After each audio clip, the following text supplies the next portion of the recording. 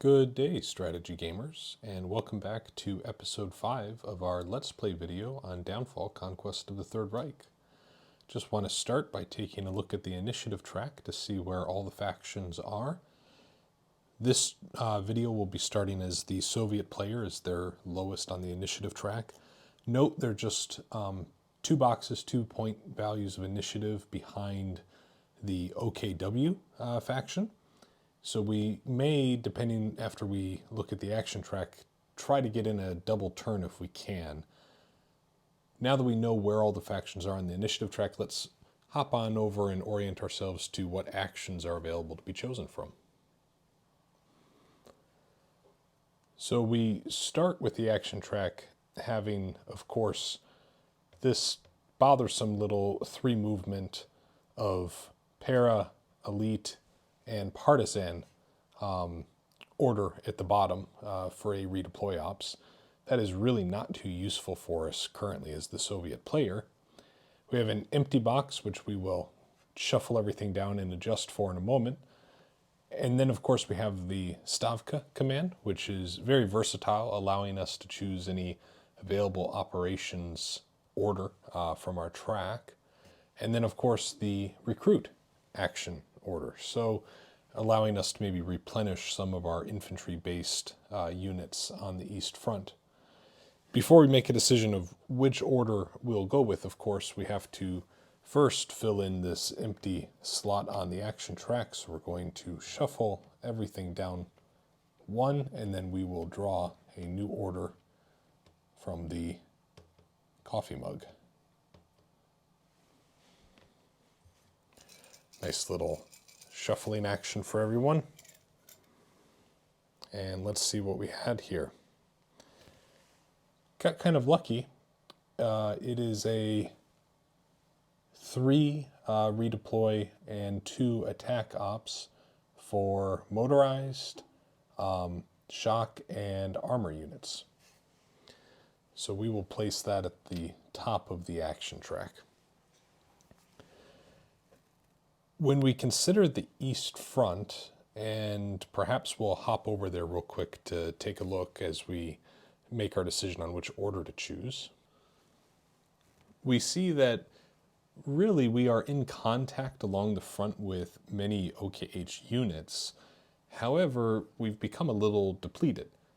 So just to kind of summarize, right here next to the 1st Panzer, our armor unit has 1 pip, 1 strength remaining. Over here, 2, 2, and 2, another 2 under there, 1 pip with this armor unit, and underneath it, another 1 pip armor unit. 2, 2, 2, another 1 pip, 2s all the way up, another 1 pip infantry unit. So overall, it's not a great situation because we must be mindful in this game there's not a mechanic to bring one of these units back into the game if we were to lose it in combat. So that is always something that I try to stay conscientious of as I play through. Just from my own opinions and experiences, you don't want to overextend.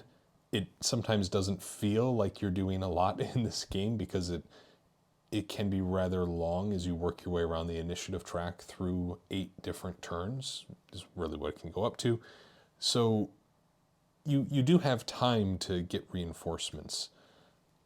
With that, and kind of seeing where we're at on the front, you can also tell there aren't too many spots then that we would be able to actually attack. So if we took, for example, the Stavka order for an operations to attack, you could maybe do an infantry-based attack against the Romanians here.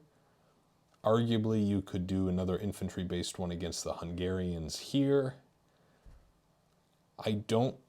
We could maybe try to take Kursk using some of these units. We have armor and infantry, a lot of flanking ability there, but the defender will have some bonus from the city.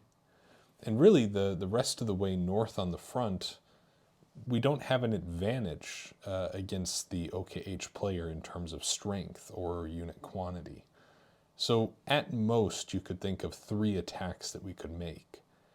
Each of those attacks, if we were to make them, I don't think there's any urgency of time to conduct any of them. Equally, for a redeploy operation, there are not too many locations in which we would need to redeploy. Arguably, you could say these units could be moved up as we try to press the advance in the south, perhaps take this unit off of the line in case of counterattack. That would probably be the most compelling reason to do a redeploy ops. But everything north of that, there really is no opportunity to move forward with units that would be worthy of consideration. So with that, we'll hop back over to the action track and make our decision. The way I see things here, there's two problems we can try to solve as the Soviet player here in our next two decisions. The first is this redeploy order is just not going to be useful to us for a while. We don't have really any at-strength elite units on the board right now. We don't have, I don't believe, any para units, and partisans, we just have one, which we have no valid locations to move that partisan unit. But as long as that remains the bottom order on the track, we will have an initiative penalty every single time we select an order that's above it. So I think the very first thing that we're going to do as the Soviet player is take this order and put it into our planning box. Now that comes with an initiative cost of 1, which moves us up to the 30 spot on the initiative track. And we would again begin another action round turn. We did not pass an event space. We are still the lowest initiative faction, etc., etc. So it's right back to us as a Soviet player and we get a double turn. Pro, we don't pay an initiative cost every time we choose an order above it. Con, we now have our planning box occupied. So that's really the last chance we get to leverage that mechanic to get out of the way of bad order until we reset the tracks. So I think it was worth it though, and again we get to we maintain the initiative. We get to go again here with another turn. First though, we will move everybody down 1 on the order track, and we will see what the new drawn order is. A quick shuffle of the coffee mug. And what do we have? We have a 4 attack. This is really a pretty good one. Oh, I need to get that focused in there. Well, I'm just going to set it down.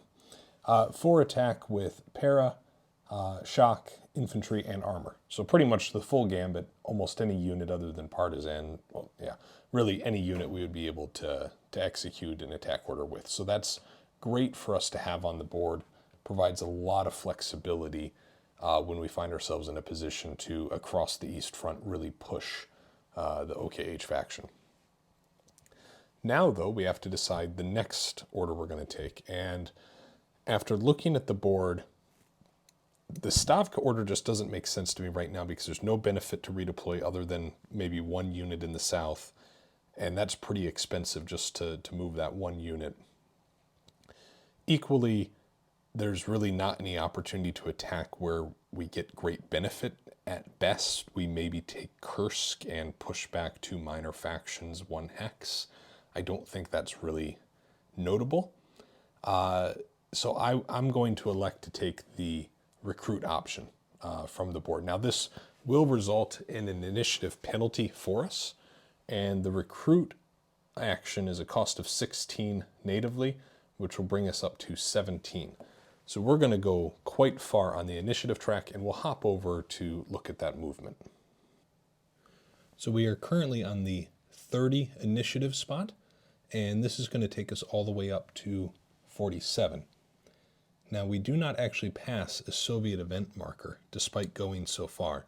It does put us at the top of the initiative track though, so the Soviet player might have to wait a fair bit of time until it gets to be their turn to perform an action again. Now that we've done that though, let's focus back to the East Front and execute our recruit order.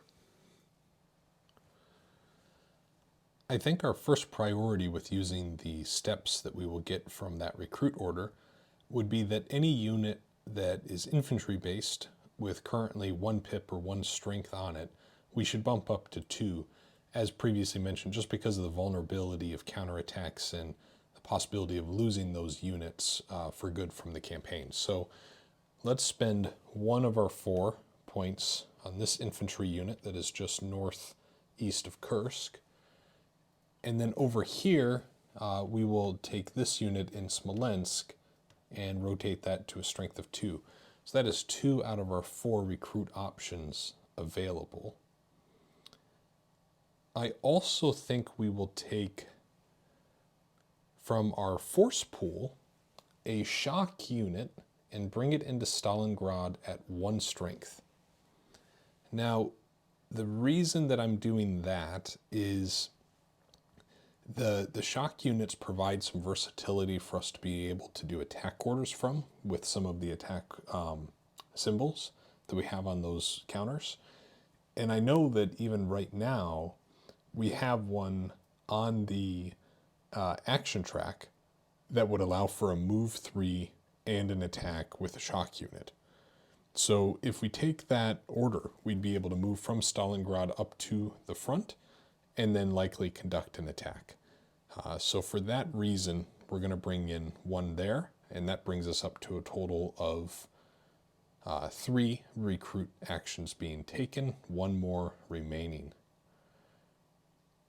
I think the next that I would like to do is probably with the 2nd Guard here. It's an elite unit, so I think we're going to take that to a 3. Again, giving us that versatility of some of the orders allowing for elite units to attack. I think that'll be advantageous for us to have that at full strength. And those elite units, with that +1 strength modifier, this unit suddenly becomes pretty powerful. So that exhausts the 4 out of 4 recruit steps that we're able to take with the order. There were no events that we need to resolve, so we will now take a look back at the the initiative track to see whose turn it is next. On the initiative track, we now see it's the OKW player's turn, and the very first thing we have to do is resolve for weather, as we see that it is currently at the same tile as our initiative marker. So to do so, we're going to end up rolling 2 dice and moving that weather marker based off that result. Here we go. A 3. This game is going very slowly with that weather marker. So that is now up to a 34. Without that out of the way, we now get to choose what order the OKW faction is going to play. Before we start talking about what's on the board, let's go ahead and move everything down and draw the order to fill in the blank, shuffle the good old coffee mug, and let's see what we got. We got a headquarter command for the Western Allies. So we are going to place that up there. So Western Allies are going to have a lot of options, and regardless of what we choose to do here as the OKW player, it will be the Western Allies' turn next. Now, important to remember that the command failure and the mechanized order are both also OKW eligible, as they have a reverse side for the OKW faction. I'm thinking that we're going to do command failure because there are not a lot of things on here that interest me. The mechanized order to replace an armor step is a little interesting. The problem is really the top priority to place that would be in Africa, and that decision becomes a little more complicated because you have to consider the sea interception and sea attack consequences of that. So I think for now, let's play command failure, and we will take a look on the board to see how far we end up moving the OKH marker on the initiative track. So playing command failure at a cost of 2 initiative, which puts us at 33, just ahead of the Western Allies. And we now get to roll 1 dice to see how much initiative the OKH faction is going to pay. A 3. So we move the OKH faction up 3 on the initiative track. With that, there were no events that were passed. I do want to note that technically when we did the weather roll, we did move into weather phase 2 for the turn. Not too exciting though, because weather phase 2 of turn 1 is still snow. So we're still in a snow type of weather. We will take a look next at the Western Ally and see what they're going to do on the initiative track. Looking at the action track, we will move everything down to fill in the gap for the Western Allies to see what's new added to the board. Shuffle of the coffee mug. And what do we get? A Soviet recruit order. Lucky Soviet player. You know, 4 options on the track right now for the Western Allies, and I always wonder so much in situations like this, because I think one strategy could be, you know, even if it's not ideal, you try to move orders that are at the bottom of the track out of the way so you don't pay that initiative cost, kind of compounding every single turn of the game. The flip side, the counter argument to that strategy is play the best order all the time, always available on the action track to always take advantage of everything possible on the map and pressure your opponent a little more. I really value the initiative track so far in my play of the game. Maybe that'll change as I keep playing it. But given that statement, I think what we're going to do is play Partisan Warfare, and then likely in a future turn, or a next turn, we'll use the recruit order to strengthen maybe a little bit in North Africa before we... Well, actually, that wouldn't even be applicable because we're recruiting with infantry and the move and attack orders with armor.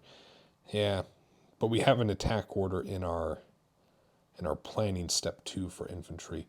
I still think we're going to go with Partisan Warfare to just try to get that off of the action track to stop paying that initiative cost.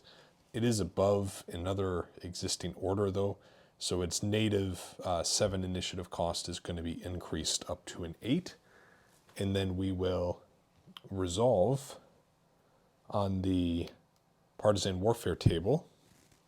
Our results, just going to move the initiative marker here though before I forget. So that brings us up to a 40. So let's take a look now at the Partisan Warfare table, and we'll get some dice in frame here. So I think we're going to be throwing some of those. I'm going to need 2 of them.